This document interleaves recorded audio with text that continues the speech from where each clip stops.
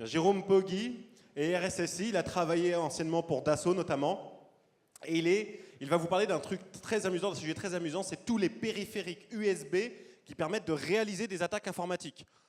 Outils de simulation de clavier, etc. Il a ramené plein de gadgets en démonstration, et donc ça va être assez intéressant de voir un petit peu qu'est-ce qu'on peut faire aujourd'hui avec des tout petits devices qu'on branche en USB. So Jérôme is Chief of Security, and he's fond of all those gadgets that are USB gadgets you can plug in and use to perform attacks against computers or other kind of USB connected devices. So please welcome Jérôme Poggi.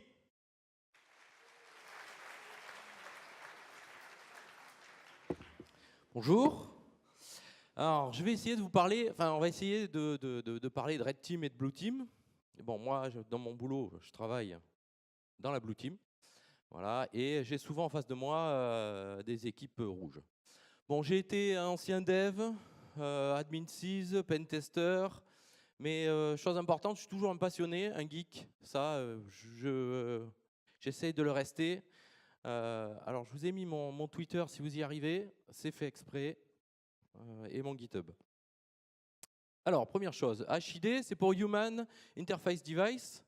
Il y a un paradigme tout simple. Si ça parle comme un clavier, que ça s'identifie comme un clavier, alors c'est un clavier. Donc, notre ordinateur, notre humain, notre ordinateur fait confiance à l'humain.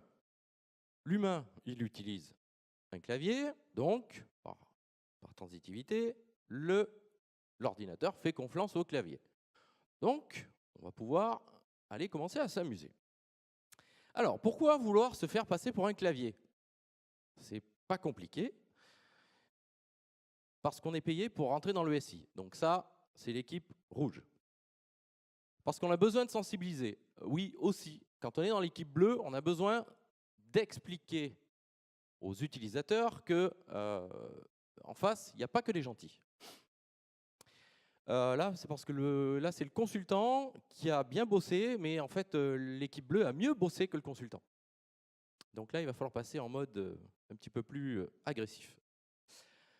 Alors ça n'existe pas. Personne ne clique sur les liens dans les mails, personne n'ouvre le pièce jointe, voilà. Donc, je peux vous assurer que c'est systématique. Bon, aussi parce que c'est marrant de se faire passer pour un clavier, puisqu'on n'est pas un clavier. Et surtout parce que c'est mon ordinateur. Alors, petit rappel à la loi, etc., blablabla. Si vous vous amusez, faites-le sur des équipements chez vous. Ou alors, vous avez les droits. En fait, pourquoi réellement? Parce qu'on a besoin d'accéder à des données sur un poste inaccessible. Ça arrive dans l'équipe rouge, ça arrive quand le poste est isolé du réseau. Faut pas croire, mais souvent il y en a qui sont isolés du réseau, genre de la vidéoprotection ou je sais pas moi, des réseaux un petit peu sensibles. Voilà. Donc, s'il y a besoin d'atteindre ces réseaux, il y a ce moyen d'y rentrer. Ça. Est-ce qu'il y en a qui lisent leur mail avec ELM ou MEUT? Ah, ça fait plaisir. Oui, oui, oui, je sais, en bas. Bon, et ben voilà. Quand il y en a qui utilisent ELM ou MEUT pour lire leur mail, c'est un petit peu compliqué de leur faire cliquer sur la pièce jointe. Donc, on va attaquer différemment. Soit le système est bien protégé, voire protégé, ça existe. Bon, évidemment, on sait bien que le 100% n'existe pas, et bien heureusement, merci Gaël. En fait, le but de tout ça, c'est de chercher une cible qui a un clavier ou une souris USB. Bon, ça, normalement, il y en a partout. Même des équipements industriels, maintenant, se retrouvent avec des ports USB, des télés, enfin, tout ce que vous pouvez imaginer maintenant, un port USB. Donc, qui dit port USB, c'est qu'on va pouvoir commencer à aller attaquer dessus. Par contre, ça impose que la cible peut être atteinte physiquement de manière directe ou indirecte. On va voir un petit peu après qu'est-ce qu'on entend par direct ou indirect. Alors, le premier de nos amis, le clavier sans fil, il n'y a pas plus bête. J'en ai amené un, voilà. Ça coûte moins de $10, ça se branche n'importe où, Et ça marche super bien. Donc, en particulier, ça marche pour tout ce qui est, vous savez, les téléconnectés, ce genre de petites choses. Bon, ça, c'est bien. En plus, vous avez même la souris. Donc, il y a le dongle USB, vous branchez, boum, vous avez la main sur la machine. Évidemment, il n'y a pas besoin d'être devant l'écran, etc. Bon, sauf pour voir, hein, parce qu'on ne voit pas encore à travers les écrans. Bon, on va parler vraiment de notre premier copain, un peu moins clavier, parce que bon, un clavier, c'est un clavier. Non, pas celui-là. Plutôt celui-là. Voilà. Bon, le Rubber Ducky, évidemment. Cela, j'espère que vous le connaissez tous. Enfin, ou si vous ne le connaissez pas, il va falloir le connaître. Le Rubber Ducky, qu'est-ce que c'est le Rubber Ducky ? C'est un équipement matériel USB, vous l'aurez compris, qui est vu comme un clavier. Il a un autre avantage, c'est qu'il est programmable avec un langage très simple. Pour les vieux de la vieille, vous allez reconnaître, ça ressemble un peu du basique ou du point bat. Hein. C'est extrêmement simple, n'importe qui est capable de coder une payload très rapidement. Autre avantage, il va simuler une frappe au clavier de manière très rapide, donc plus rapide que n'importe lequel de nous tous, même s'il tape vraiment très très vite. Hein. Du coup, on va pouvoir balancer des séquences de touches à très haut débit et du coup réduire le temps d'attaque, réduire le temps de présence devant la cible. Bon, c'est packagé sous la forme d'une clé USB. Hein. J'en ai une, évidemment, qui traîne là-dedans. Oui, il y a tout un bazar. Bon, évidemment. Ouais, non, je préfère celle-là parce qu'au moins j'ai la bonne payload. Voilà. C'est une clé USB. Voilà. Alors, je vous montrerai des photos de l'intérieur parce que bon, il suffit de l'ouvrir pour comprendre qu'il y a quand même un truc un peu bizarre. Chose importante, c'est que ça fonctionne sur tous les OS qui acceptent un clavier USB. Donc, ça ne veut pas dire que PC, ça veut dire aussi Mac, ça veut dire aussi téléphone, télé, etc., etc. Et puis même, si vous voulez, bah, les consoles, hein, tout ce qui accepte un clavier USB. C'est rudimentaire, mais efficace. Et bon, vous savez, si vous avez vu Mister Robot, à un moment donné, ça en parle. Une petite vidéo, si vous n'avez pas vu l'extrait, bon, normalement, ça ne fait pas trop de spoil. Hein, voilà. Bon, évidemment, Mister Robot est assez proche quand même de la réalité, mais bon. Mais ça se fait. Alors, le Rubber Ducky, bon, ben, on voit bien que en haut à gauche, vous voyez un micro SD. Hop, chercher le clicker. Pointer. Donc là, vous avez une micro SD pour y stocker toutes les charges. Bon, 128 mégas, ça suffit amplement puisque les charges sont très très petites. Voilà. Vous avez un petit processeur, tout ce qu'il faut. Hein, voilà. Alors, chose intéressante, c'est que c'est un firmware open source. Donc, du coup, on va pouvoir faire pas mal de choses. Il y a quand même énormément de générateurs de payload qui sont dispo sur Internet. Donc, vous en avez offline, online. Vous avez de tout. Tout a été pré-packagé, pré-mâché. C'en est même assez inquiétant. Voilà. Donc, si vous voulez du Windows 10 avec une payload qui se lance en tant qu'administrateur, mais s'il n'y a pas l'administrateur, bypasser le... Bon, enfin bref, vous avez tout ce que vous pouvez imaginer. C'est présent, c'est dispo, ça a été planifié et préparé pour vous. Bon, un inconvénient, c'est qu'il est un peu cher, 45 $. Hein. Bon, après, suivant qui c'est, on va dire, c'est pas cher. Autre désavantage, il a une charge utile unique, donc il n'y en a qu'une seule. Moi, j'aime bien quand on a le petit machin avec le catalogue tout prêt pour le Mac, pour le Windows XP, le 7, le 10, etc. Et le téléphone. Chose aussi embêtante, c'est qu'il a un ID USB, donc le PID-VID, qui est fixe et connu. Certains antivirus arrivent à le détecter et le bloquent avant même que la charge soit déclenchée. Et ce que je disais, il est rudimentaire. Bon, évidemment, comme le firmware est open source, il y a du monde qui a travaillé dessus et vous avez le firmware original et un ensemble de firmware. Un que j'aime bien, c'est le premier, donc qui est suivant comment s'appelle comment Caps Lock et Num Lock sont appuyés, ça vous déclenche une charge ou une autre. Donc ça permet de déclencher une charge pour sur votre Rubber Ducky, vous avez la charge Mac et la charge Windows. Il y en a un autre où la micro SD est accessible au PC, donc du coup ça permet d'exfiltrer des données directement sur la clé. Sur la clé. Donc là, on branche, on attend le quelques temps, ça fait les opérations, ça exfiltre les données et on retire tout ça, et il reste presque plus de traces. Évidemment, comme je vous disais, comme le PID, VID était fixe, ben, il y en a qui sont amusés à pouvoir le changer. Alors, quel est l'intérêt de pouvoir changer ces identifiants? Changer ces identifiants, et une raison toute simple, c'est que quand vous avez du Windows, que vous branchez un périphérique, mais quel que soit le périphérique, vous avez Windows qui commence à s'exciter, à regarder le driver, ah c'est tel driver, ah mais je ne l'ai pas, donc je vais aller chercher dans la base, je vais sur Internet, etc., etc. Tout ce temps à aller chercher le driver, à aller le configurer, c'est du temps de perdu. Donc, si en face, la cible, vous savez que c'est un écran de telle marque avec, je sais pas moi, un clavier de Cherry, Mecha, vous le préprogrammez avec le bon PID, VID, et il suffit de le brancher, et derrière, il n'y a pas de recharge de driver, puisqu'il va détecter que c'est un équipement qu'il connaît. Donc ça permet de gagner du temps. Donc ça peut être 15 à 20 secondes. Et 15 à 20 secondes, quand on attend que quelqu'un est allé chercher le café ou le papier à la photocopieuse pendant qu'on est en train de lui compromettre son poste, ça permet de gagner du temps précieux. Bon, je vous ai laissé une URL.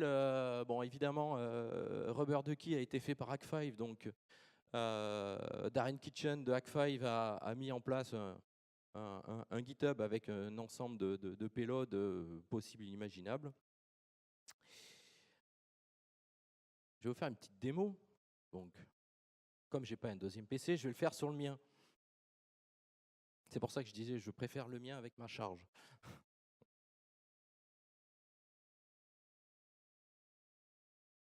Hop. On va mettre la souris là où il faut.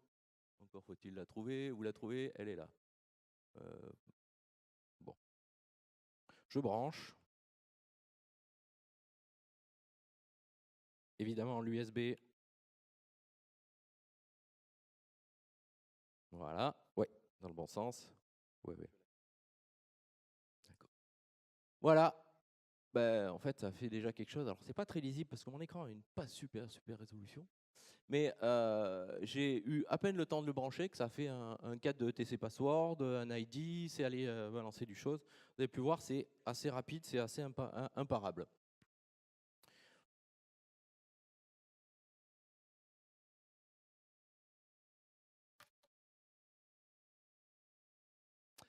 Hop. Évidemment, j'avais la démo de secours au cas où. Donc ça, c'est Hack5 qui s'est amusé à refaire ce qui s'est passé dans Mr. Robot, mais en version vraie, qui fonctionne. Donc là, ils disent 15 secondes, bon à peu près c'est plutôt une trentaine de secondes. Donc qu'est-ce qu'il fait? Il lance un PowerShell avec un reverse shell, et de l'autre côté, il attend avec son netcat, et derrière, il est allé télécharger Mimikat, évidemment, et le résultat, allez, voilà, c'est déjà trop tard. Voilà. Donc ça vous permet de voir que vraiment en branchant cet équipement, on a quelque chose d'assez rapide et d'assez imparable. Petite question, est-ce que ça a été utilisé hors sécurité du système info? Donc, à votre avis, est-ce qu'il n'y aurait quand même pas un marketing qui s'amuse à utiliser un Rubber Ducky pour faire de la pub? Oui. Alors ça, c'est le seul exemplaire que j'ai pu trouver sur Internet, mais dans mon ancien boulot, il y a plus d'une dizaine d'années, on en avait découvert dans des boîtes aux lettres, donc où on avait une espèce de Rubber Ducky qui lançait un Windows R, Start et l'URL de publicité. Donc ça, c'est un constructeur de voitures, donc des grosses voitures. Il paraît que NTM les aime bien. Faut-il un matériel dédié? Bon, là, il faut acheter un équipement, pas obligé. En fait, on a même la possibilité de changer le firmware de clé USB, donc transformer une vraie clé USB en vraie clé USB et Rubber Ducky. Alors ça demande des specs un petit peu particulières. Il faut vraiment avoir le bon chipset à la bonne version, etc. Mais ça se fait. Bon, aussi, il faut parler aussi le russe, parce que les drivers et les firmware sont à aller récupérer en Russie. Il faut avoir super confiance dans les exés, hein. Voilà, bon, c'est à faire sur un poste bien isolé, bien à part. Mais ça se fait. Alors, chose importante, c'est que ça marche aussi dans les deux sens. C'est-à-dire qu'on peut retransformer la clé USB qui était rubber ducky en clé USB normale. Donc évidemment, grâce à ça, c'est quasiment indécelable. Alors je dis quasiment parce que juste au moment où on le branche, on voit bien que ça ne fait pas que une clé USB. Donc à l'équipe rouge de préparer la payload pour qu'elle ne se déclenche pas toute seule et mettre dans la clé USB d'autres charges pour attirer le client, entre guillemets, hein, qu'il aille cliquer, qu'il aille voir, bon, genre des documents confidentiels ou un peu de porno, hein, parce que bon, le porno, ça attire tout le monde, hein. Voilà, tout ce qu'il faut pour que l'utilisateur aille bien cliquer. Et pendant ce temps, il y a la payload qui peut se lancer juste au bon moment et déplacer l'écran, cacher la fenêtre, etc. Et compromettre le poste. Donc, du coup, ça donne plusieurs chances. Si la payload n'a pas marché au niveau rubber ducky, on a quand même la personne qui va cliquer sur le point exe, parce que un point exe, c'est rigolo, on peut cliquer.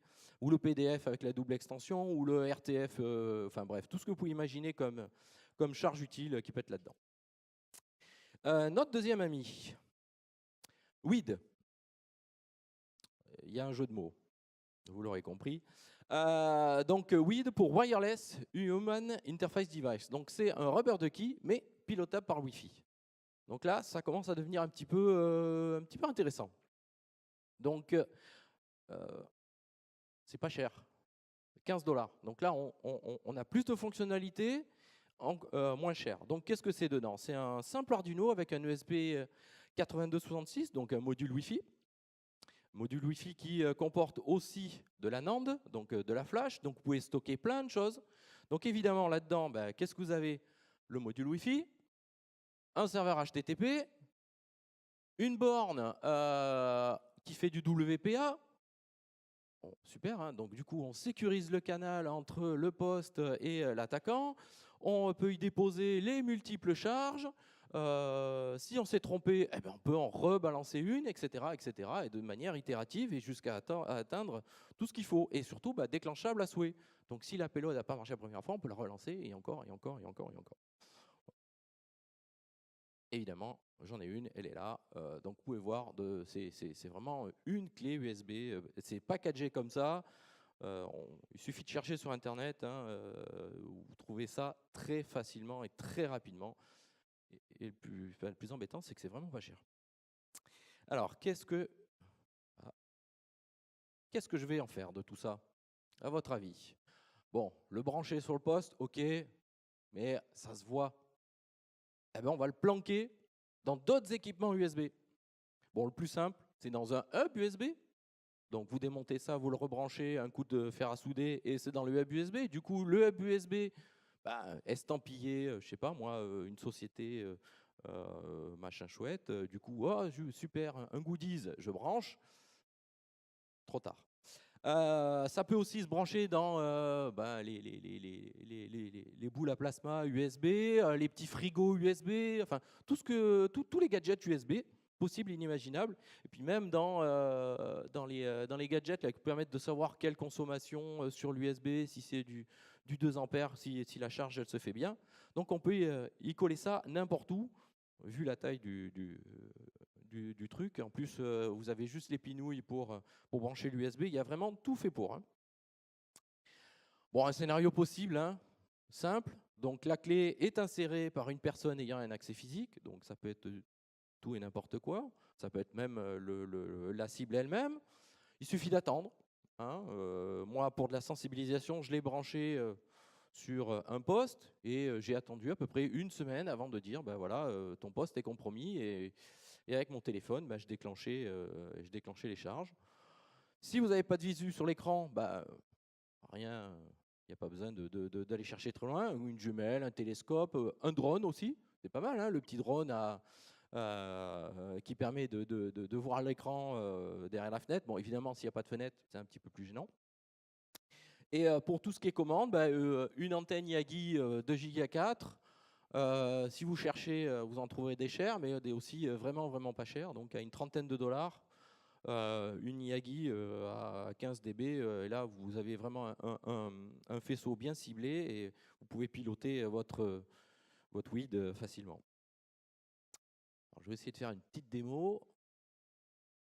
Alors je l'ai essayé tout à l'heure, elle ne marche pas, évidemment. Hein. Donc ça c'est la loi de Murphy. Donc ça on voit l'écran, on ne voit pas super. Il y a 3 menus, donc upload, execute et format. Donc ça vous permet de reformater la NAND et de redéposer un ensemble de payloads. Voilà. Évidemment, les payloads sont compatibles avec le Rubber Ducky. Hein. Il y a juste un petit peu quelques opérations à changer, mais c'est un fichier texte. Donc il n'y a pas besoin de le compiler comme le Rubber Ducky, parce qu'il y a aussi un problème avec le Rubber Ducky, c'est qu'il faut compiler la payload sous un format particulier pour qu'il puisse le comprendre directement par le firmware. Là, il y en a un troisième qui est un petit peu plus gros. Le Bunny Bash, toujours de Hack5, hein, évidemment. Alors, j'ai pas d'action chez Hack5, hein, mais ils font du bon matos. Donc, c'est un serveur Linux qui boot en 7 secondes. Son gros avantage, il est là. C'est que c'est un adaptateur Ethernet gigabit sur USB. Donc, pour ceux qui savent, j'espère qu'il y en a beaucoup parmi vous, sur un Windows, lorsque même un écran verrouillé, lorsqu'on branche un USB réseau, Windows va automatiquement aller télécharger le driver de manière non interactive. Il va aller télécharger le driver, il va aller configurer le réseau, faire du DHCP, dire que c'est l'interface principale. Donc même s'il est connecté en Wi-Fi, il va basculer sur cette carte réseau. Et là, du coup, on va avoir tout ce qui est échange NTLM, comment s'appelle, sur le réseau. Et là, évidemment, va rentrer en système, va rentrer en œuvre le système, et du coup on va pouvoir récupérer les haches, essayer de casser ces haches, et si le mot de passe est faible, eh bien, on arrive à déverrouiller le poste de manière distante et sans interaction. Donc ça marche pas mal. Hein. Bon, évidemment, il y a un port série, stockage USB, et occasionnellement, il sert aussi de clavier puisqu'il fait aussi Rubber Ducky. Bon, par contre, moi, ce qui est embêtant, c'est qu'il n'y a que 2 charges possibles. Donc, on n'a pas la possibilité de corriger le tir au moment où tout est lancé. Qu'est-ce qu'il pourrait y avoir de pire? Parce qu'il y a toujours pire. Alors, après le lapin, la tortue. Alors, bon, la tortue, ça ressemble à rien comme ça, mais vous imaginez un truc qui se met sur un adaptateur USB avec un adaptateur réseau. Donc ce machin chouette, c'est une véritable phonebox. Donc vous avez tout ce que vous pouvez imaginer de pire. Donc le reverse shell, le serveur SSH, du Nmap automatique. Il y a tout ce qu'il faut. Il y a tout ce qu'il faut pour compromettre un réseau. Évidemment, si vous mettez une super étiquette IT do not remove, que vous le branchez sur un port USB, bon, maintenant dans les salles machines, tous les switches ont un port USB, tous les serveurs ont un port USB, vous branchez ça n'importe où, derrière n'importe quel équipement, et ça passe à travers. Ça passe tellement à travers qu'il suffit de dire bonjour, service informatique, je viens remplacer le switch, machin, il est en panne. Ah bon, il y a un problème. Bon, ne quittez pas.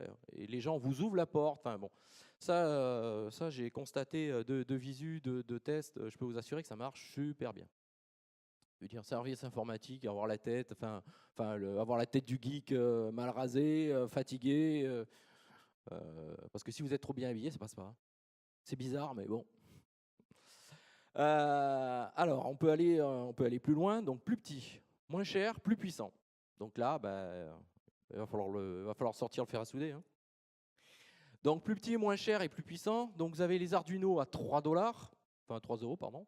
Donc un Arduino à 3 euros qui fait la même chose. Donc c'est même tellement facile qu'il suffit de lancer l'IDE Arduino, de faire exemple USB, keyboard, et vous avez le code source qui est déjà tout prêt pour balancer des séquences au clavier. Alors il y a encore moins cher, j'ai trouvé ça il y a quelques temps, AT Tiny 85 à 1 euro. Voilà, ça c'est 1 euro. Enfin, du coup, il suffit d'en acheter un stock, de les mettre un peu partout. Là, voilà, c'est du jetable, hein. Vous pouvez aussi utiliser les ESP 8266 ou SP32. Donc ça, c'est la partie radio. Donc vous avez directement du Wi-Fi ou du Bluetooth, ou même encore plus loin, on peut aller jusqu'à du LoRa. Donc si on commence à taper au niveau LoRa, donc plus puissant, plus performant, meilleure portée. Si vous voulez aller encore plus loin, il y a le module GSM. Bon, pareil, il hein, y a rien à plus de 10 $, 10 euros, hein, là. Hein. Il n'y a rien à plus de 10 euros. Donc en plus, vous avez le schéma avec l'Arduino, le module SIM 800. Vous mettez une SIM achetée à pas cher ou jetable, et vous avez votre machine pilotée directement par GSM. Alors, il y en a même qui se sont amusés à faire je vais vous donner les URL. Par contre, bon, il va falloir coder un petit peu. Bon, ça va. Normalement, je pense que vous êtes tous pas trop mauvais.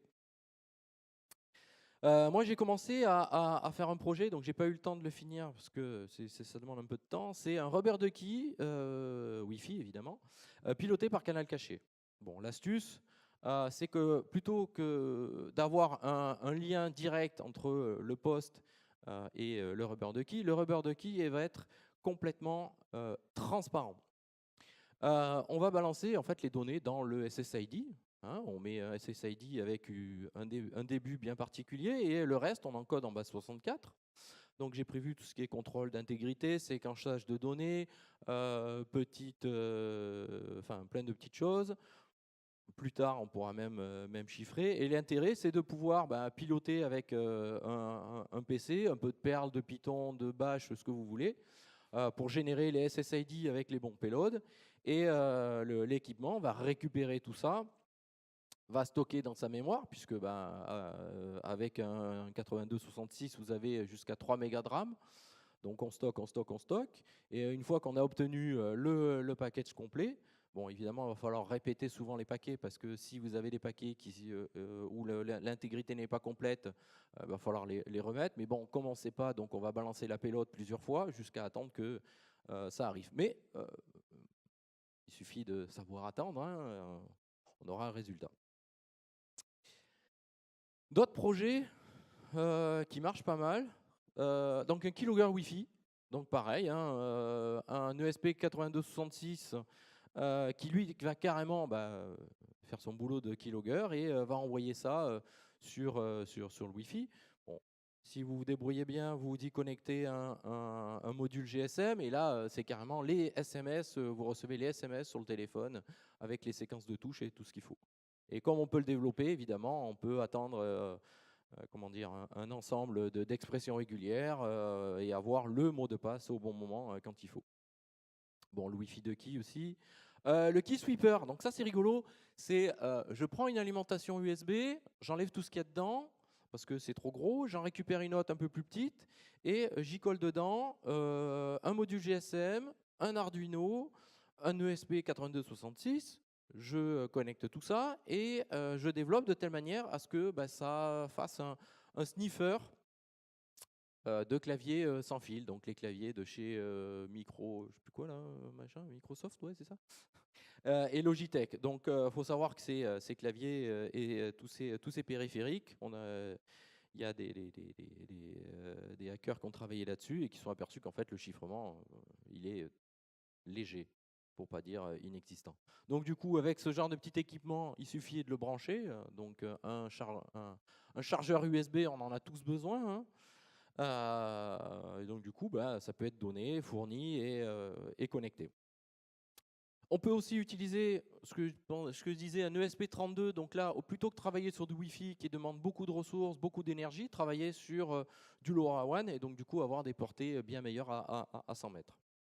Donc là, je vous laissez imaginer ce qu'on peut faire avec ce genre de choses. Bon, il va falloir maintenant accéder à la cible. L'accès à la cible, c'est facile. C'est soit il n'y a personne et c'est pas fermé à clé. Bon, ok, on rentre, on branche, c'est fini. Ça, c'était le modèle simple. Soit c'est fermé à clé.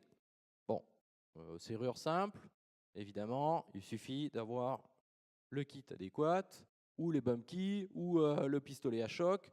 on rentre, ça passe. Si vous n'avez pas des équipements, il suffit de demander. Hein. Bonjour, je suis machin, j'étais en entretien avec Monsieur Bidule, j'ai oublié mon document sur sa table, est-ce que vous pouvez m'ouvrir un tour de passe-passe, un coup et on branche l'équipement. La sécurité, vous verrez, il vous ouvre, hein, il suffit de demander gentiment. C'est souvent ça. Il ne faut pas avoir peur. Surtout dire, excusez-moi, je me suis trompé, faire pitié, ça marche.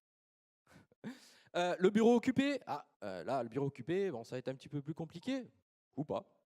Bon, ben, on demande au stagiaire, ou on se fait passer pour le stagiaire. C'est pas mal, hein, les stagiaires, c'est inexistant, on les voit pas, malheureusement. On a tous été stagiaires, donc on sait tous comment ça se passe.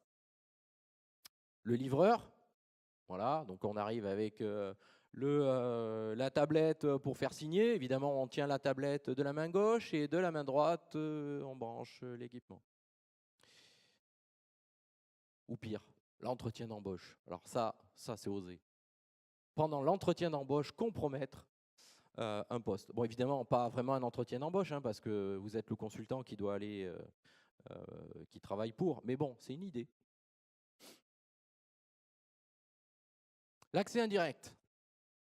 Alors, les Américains, ils utilisent ça. J'ai pas les sous pour, donc je fais le truc simple. La clé USB qui traîne par terre dans le parking. Mais ça marche pas vraiment, parce qu'une clé USB toute seule, c'est pas bien. Faut faire envie, faut y donner, faut attirer le chaland, faut vendre, faut inspirer confiance. Ah, oups. Voilà. Non, j'ai cliqué sur la mauvaise touche. Faut inspirer confiance. Ah, évidemment. Voilà. Je disais donc, faut inspirer confiance. Donc, qu'est-ce qu'on va chercher? La clé licorne. Bon, moi j'ai bien aussi, j'ai la clé.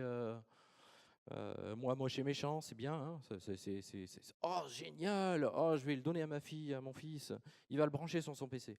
Enfin, non, je vais d'abord vérifier avant qu'il n'y ait rien hein, sur le poste. Hein. Voilà. Comme je disais, la clé USB tout seul, ça ne marche pas. Donc, vous allez sur Amazon, AliExpress, n'importe quel site, et vous achetez 1 kilo de clés. Ouais, ça se vend au kilo. Hein. Des clés inutilisées. Vous prenez un anneau, vous y mettez 4-5 clés. Votre clé bien préparée, et vous laissez ça dans le parking. Là, je peux vous assurer, ça va, ça branche. Hein.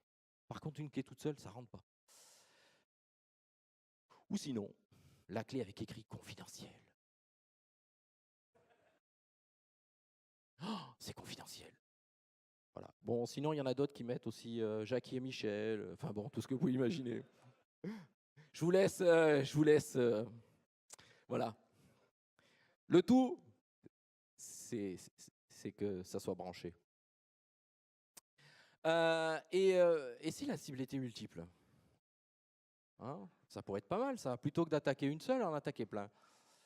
Bon, là, pour ceux qui connaissent, Mudzjack. Donc, c'est l'attaque de souris USB sans fil. Pareil, hein, on attaque toujours la même chose. On va utiliser, là, on va complètement détourner un Crasi Radio PA. Donc, c'est des petits équipements qui servent pour piloter les drones en 2 Go 4. Évidemment, on flash le firmware en 1. Hein. Bon, ça, c'est à peu près 10 minutes de boulot, le temps de télécharger le Git, de compiler, de pousser.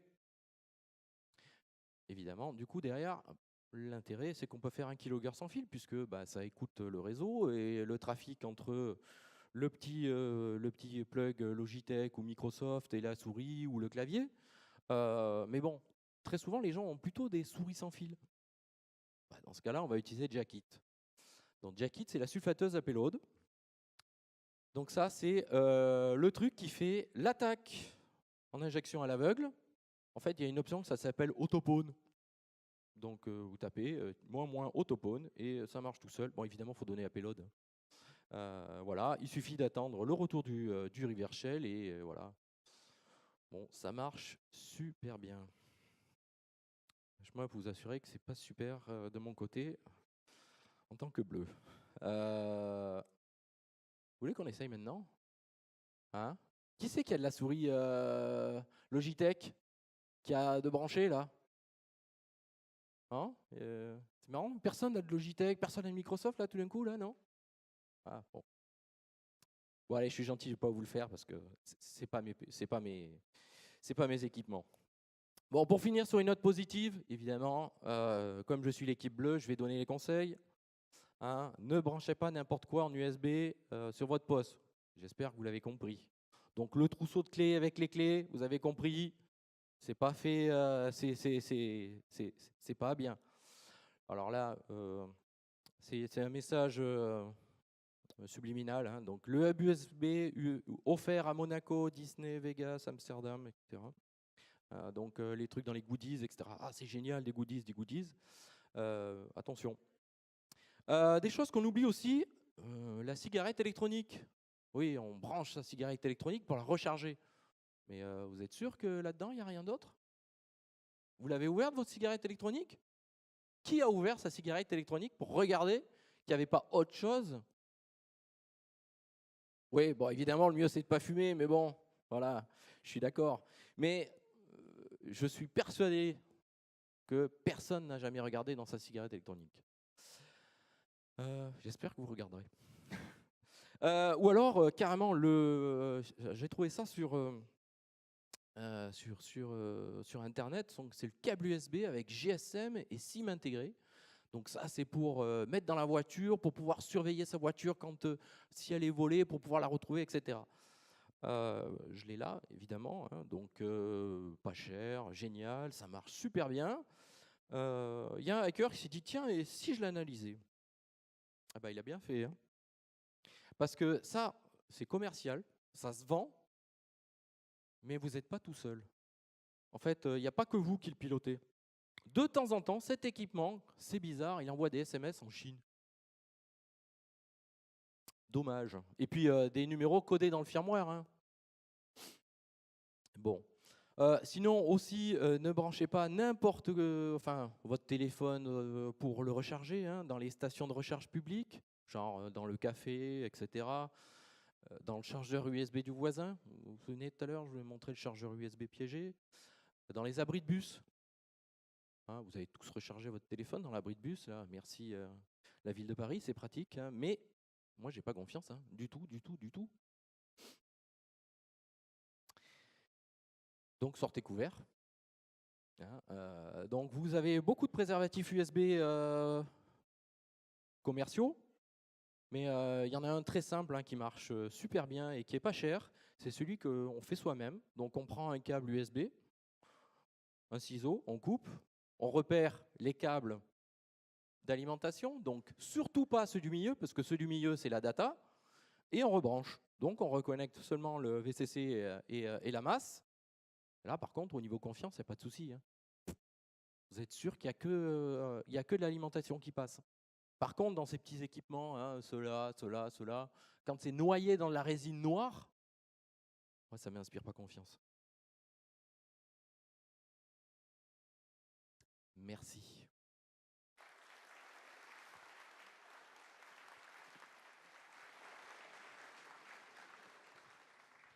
Bien, on va faire circuler un micro pour ceux qui ont des questions. Oui, très bien. Attendez 2 secondes, on arrive. Si on peut avoir une ouverture son micro public, la couleur rouge. 1, 2.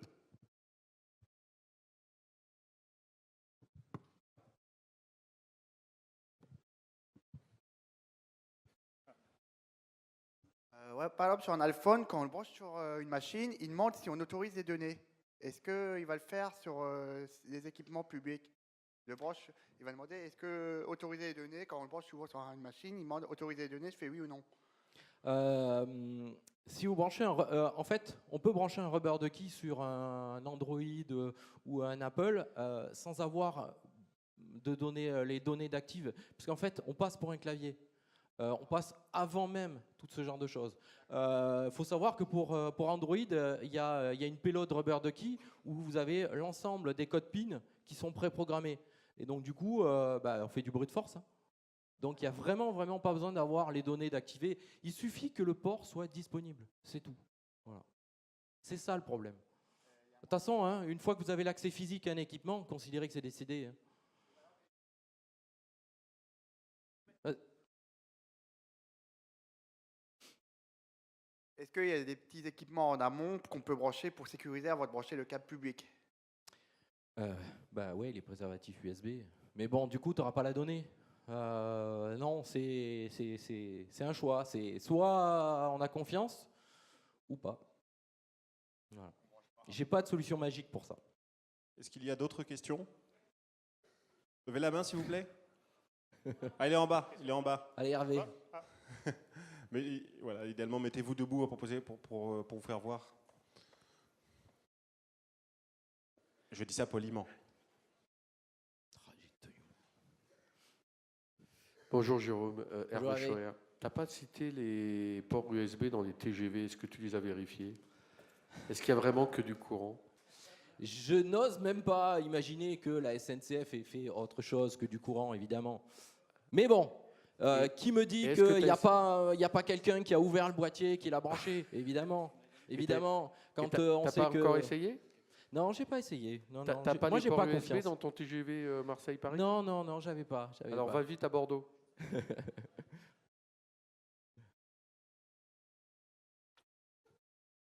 Plus de questions? Ah, si, une en haut.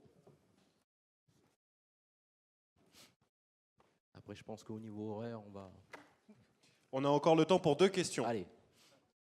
Après celle-là, on a encore le temps pour 2 questions. Bonjour. Bonjour. Vous pensez quoi des outils de sécurisation USB qu'on peut avoir sur Windows, par exemple? Faut voir. J'ai pas encore regardé tout ça, mais si ce que je dis, c'est le problème, c'est vraiment l'histoire du clavier. C'est l'ordinateur, il va vraiment faire confiance au clavier. Donc, si vous faites vraiment passer pour un clavier, c'est impossible à passer outre. C'est impossible à savoir que c'est pas un clavier.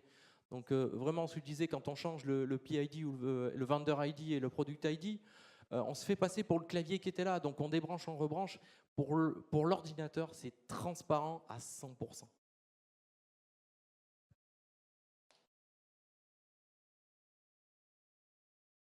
Plus d'autres questions? Ah,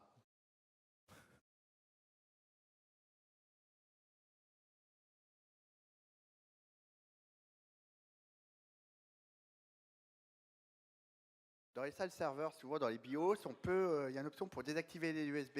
Est-ce que si on active ça, ça bloque définitivement pour tous ces types d'appareils? ben, quand il n'y a pas d'USB, évidemment, l'USB ne fonctionne pas. Donc là, si ça bloque. même si on désactive dans le BIOS.